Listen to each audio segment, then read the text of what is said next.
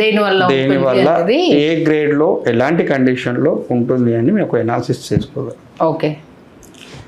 కొన్ని పేషెంట్స్ చెప్పడానికి సిగ్గుపడి కన్ఫ్యూజ్గా అలా ఇలా చెప్తుంటారు.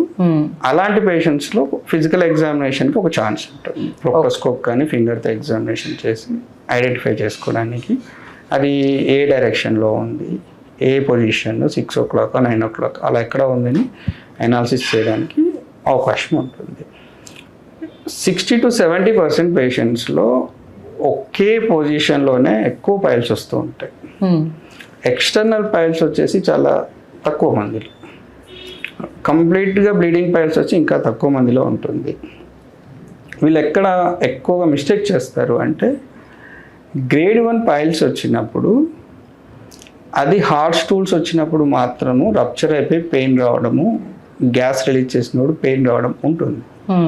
అది ఎవ్రీ వాష్రూమ్కి వెళ్ళిన ప్రతిసారి కంప్లైంట్ ఉంటుంది. ఓకే. గ్రేడ్ 1లో బట్ వీళ్ళు నెగ్లెక్ట్ చేస్తారు.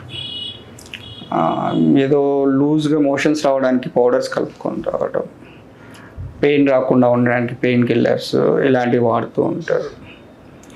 సెకండ్ థింగ్ ఏంటి అంటే అది బ్లీడ్ అవ్వదు. 90% బ్లీడింగ్ ఛాన్సెస్ చాలా తక్కువ. So pain is the major complaint. Defecation problem ఉంటుంది, అంటే వాళ్ళ స్టూల్స్ ఎంత ఈజీగా పాస్